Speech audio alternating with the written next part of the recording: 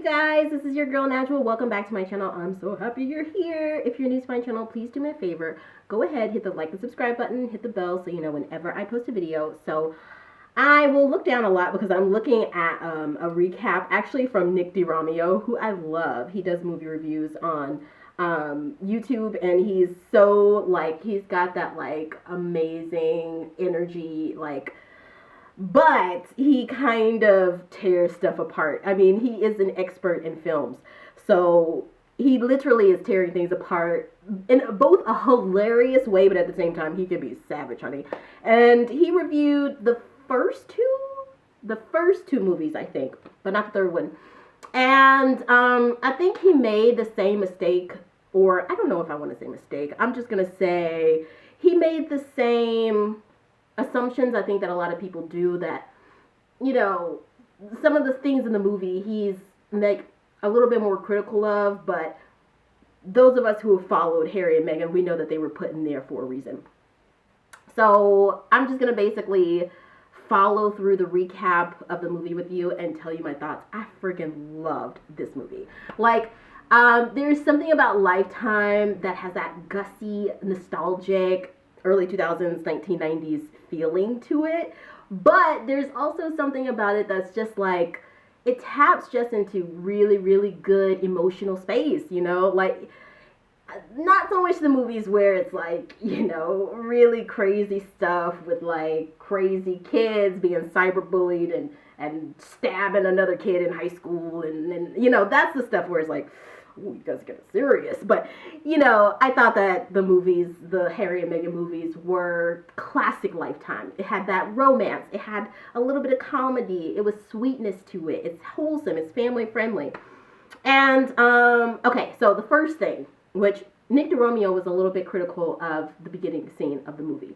So the beginning scenes of the movie shows what a lot of us Sussex Squad know about Harry and Meghan, from Spear Memoir and also from their own recounting of stuff, how when Meghan was really young, she called into a dishwashing detergent liquid company and said, hey, you had this commercial where it said, women everywhere are fussing over dishes, She's like, that should be everyone. And so they start off showing that, they started off in the 90s, where on two different parts of the world, Harry and Meghan are separated and they're young kids. And we see that scene recreating where, Meghan is already as a young kid coming into her rights as an activist, as a little feminist, little social justice activist and advocate. And you also see a scene that's interpreted of Harry's youth when he went to Africa right after his mom passed away, and his dad and William are there. He sees this lion. He thinks that the lion is his mom. He feels like the spirit of his mom who's passed away is in this lion.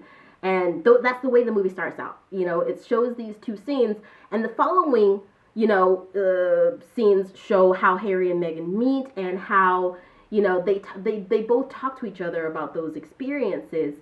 And they're connected over it, even though these are two people from completely different backgrounds, completely different parts of the world, completely different ethnicities, races, classes. And there's just this thing that they connected over, this very human base element of emotion. And that's what it's like when you find your soulmate, something in you sees something in them. And so Nick was like, this is really weird that kids are talking with this amount of poeticness on, if that's even a word, poetic sort of energy on Prince Harry's part, and this activist sort of involved civic duty on Meghan's part.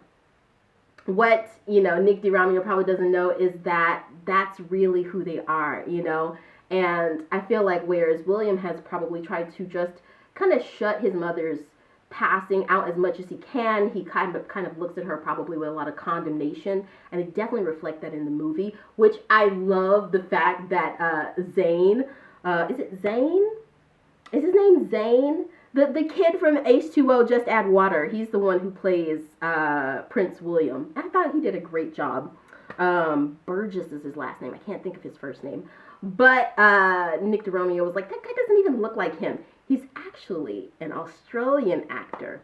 Anyway, So the movie kind of goes through Harry and Meghan meeting. I think that the actors on a Lifetime movies, you can't expect them to be Academy Award winning level type actors or anything. But you know, it's almost just to say it's cheesy. It's not the best actors in the world, but I think they do justice of showing and evoking that emotion that came along with Harry and Meghan meeting each other, being like, oh my God, I found my person, but then being like, oh my God, you're from a completely different side of the tracks than I am, and just showing how the emotion that came with it. So of course, everything in the movie is fictionalized. It's probably not, you know, super duper realistic or actually even the reality of the events that happen. I'm totally aware of that, but I think they did a great job of evoking that emotion that came from it.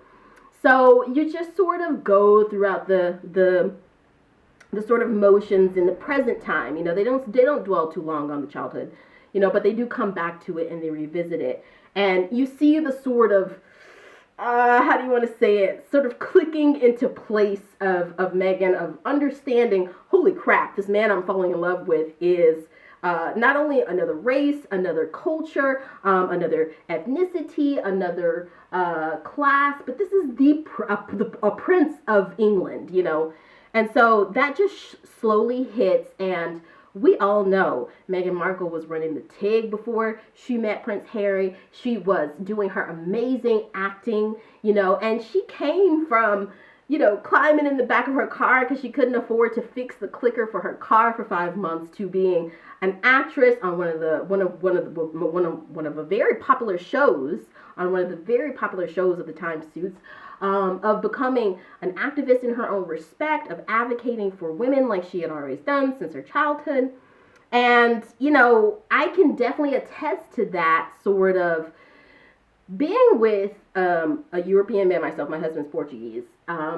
When we met, you know, there's definitely that dynamic of like, oh my God, you're so, by the way, I am going to do a video very soon. I want to talk about interracial couples and why you're seeing them so much more.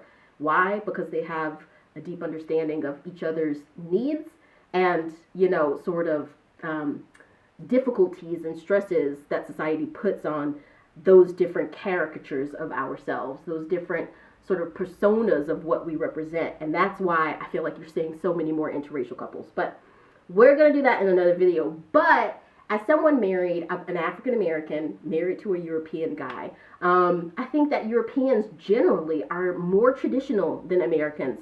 They certainly show that in the movie. And this very, very emphasized from William and Kate. You know, they've got that, you know, for lack of better terms, snobby energy, probably that Americans would take it as. But I think beyond that, some of it's snobbery, some of it's xenophobia, some of it's sexism, some of it's racism, some of it's institutional prejudice.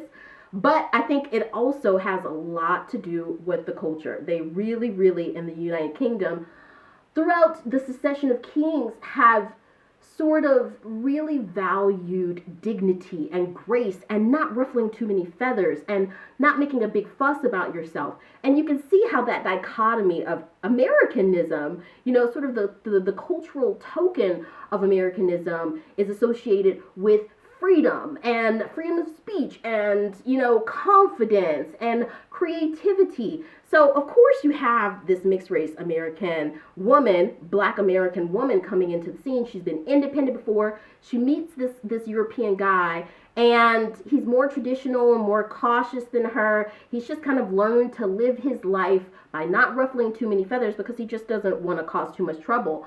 And they show quite well that for Meghan, for an independent woman, that was very, very difficult for her to come into. And you also see, basically, Meghan being an independent woman isn't a problem for Prince Harry, but it is for his family. His family sees and misinterprets things that Meghan is doing because it's just a part of her spirit, you know, to really, really show who she is as a person, to be outspoken. You know, it's not something that she's doing to ruffle feathers. It's just who she is. And Harry's family is seeing that as disrespect. They're seeing that as indignation. They're seeing that as sort of aggressiveness and an aggression and a sort of, I don't want to say pompous nature, but sort of an arrogance. They see that as sort of an arrogance. And so they show this scene, I really like it, where Doria Ragland and Meghan Markle are in the kitchen, and Meghan breaks up with Prince Harry. She's like, I just can't handle this.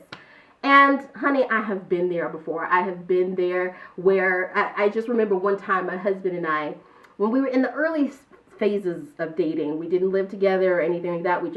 We dated, and I talk a lot about this in my book, but I was very, very sort of intentional on it being an effort for us to really get to know each other as friends before we really, really became romantic. And I think Meghan, she possibly had some similar things with Prince Harry like that. Outside of the movie, the Lifetime movie, we know that, for example, when he showed up at that private date that he had arranged for her at the restaurant and he was late, and she just thought, oh, well, this guy's a player. It's just because they were coming from different cultures. This is an independent woman, so.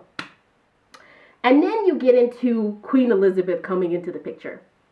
Now, I think that, again, Lifetime takes a lot of liberties. We can see that. We can see that they take liberties. We can see that this is a fictionalized version of a real life thing that happened. And so we can assume the same thing when they show King Charles or Prince Charles then, when they show Prince William, when they show Princess Kate, when they show Queen Elizabeth II, of course, this is almost like just a vague representation of those personas, but I think they captured it really well, that Harry is like, no, I know that you think, Meghan, that you're going to meet my granny, and you are, but this is also the Queen of England, and so I think the movie does a great way of evoking that emotion of showing that, oh, this is bigger than I thought. This is really serious.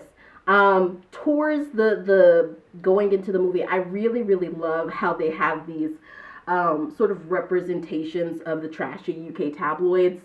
And they have a guy and a woman on a panel. It's called Good Day UK. We all know what that probably represents. That probably represents Good Morning Britain. And the guy is just nasty towards Meghan, saying stuff that's vaguely racist. And the woman, for a while, she plays along with it, His co-anchor, for a while, plays along with it. But eventually, she's like, no, I'm not going to stand up for this stuff. This isn't right. This isn't right in my, tablet died. She's like, this isn't right in my sort of ethos of who I am. This isn't right within my spirit as a person and as a woman, which we know this is a dramatization, because that did not happen in real life. People like Megyn Kelly, like Angela Levin, they've been so brutal with Meghan, that hasn't happened. But there have been some people who have come out who have really, really seen, okay, this was just two people from two different backgrounds, two different walks of life, and both of them had a burning sort of spirit of love and compassion, of being a natural philanthropist, a natural humanitarian behind it. And so we travel sort of through the timeline of them courting and the media, the threats, the harassment, and eventually we see Harry and Meghan both take that stance of being like, no, enough is enough. We are not going to let society and social norms and archaic, sense of values. You can have tradition and sense of values with also having some consideration for the human psyche, for love, for compassion. I mean, we all are yearning to reach out to one another, and not just in romantic ways. We definitely see that interaction with Doria and Meghan. I really love the fact that they show Meghan's mom is an African-American woman with dreadlocks. Meghan is like, Ma, I can't do this with us. She's like, Flower. She calls her Flower in the movie. I don't know if she really says that in real life. But you see that dynamic of them kind of moving in together and taking some steps towards integrating their lives together. But Meghan is kind of going towards the UK, and Harry's not necessarily going to the US or to Canada. He's visiting from time to time, but it really seems like the movie takes a stance of Meghan is really being pulled into the royal life. And you know, the movie sort of ends with Harry proposing and them wanting to get married. I wanted to include some pictures of my own husband in here because I definitely do think that there is something really, really interesting and dynamic that happens, especially with an African American woman, not just an American woman, but an African American woman, because we're also coming from, you know, this sort of particular background, and we're coming from generational trauma, but we're also coming from we're getting so much traction in society now where many blacks in the past, you know, I can't remember who I was listening to. I think it was Owen Jones, which I'm going to do a video also about Owen Jones. He was talking about the lady who plays Lady Danbury from the Bridgerton series. She made a comment that the balcony during the coronation looked lily white. She got a whole bunch of backlash for it, but of course it's true. And when you're looking at that, you know, the fact that now there's so many African American black actors, entertainers, musicians, politicians, you know, diplomats, administrators who are coming into their own right, coming into power. And you think about the fact it was Owen Jones who said literally in the US two lifetimes ago. That's the way that he said it. And I really like the way that he kind of verbalized that, because it really makes sense. 2 lifetimes ago, blacks in America were still enslaved. So, yeah, that stuff doesn't just go away. And unless you're a person, whether you're white, black, Latino, Arabic, Asian, you have to recognize that the world, the landscape is changing. We have to be open to these conversations, no matter how uncomfortable they may be. And it just, the movie shows very well that the British royal family and the firm wasn't coming from that place. They were coming from the places, this is how we've always done it, this is how it's always been, and you are making us uncomfortable because you're different. There's a lot of othering. And yeah, I thought it was wonderful. I thought I needed to also mention my European prince as well, because we had many of those sort of up and down roller coaster moments in the beginning of our relationship where we were really getting to know each other, because, you know, it's so true. You know, there's some things that by nature Americans are more comfortable doing. They're more comfortable talking about many different progressive subjects these days that make a lot of people uncomfortable. And yeah, I thought it was great. So I would love to know what you guys think. Please let me know in the comments. There's 2 more coming out because I literally, like I said, I binge watched all of them in one weekend. I was like, oh, this will be my new, you know, thing. I'll stretch it out over a month or 2. I'll watch all the movies. But then I saw it and I was like, oh my God, I'm watching all of them. So if you guys have any thoughts, any comments, please let me know below. And if you're new to this channel, please go ahead, hit the like and subscribe button, hit the bell so you know whenever I post video, and I'll see you next time.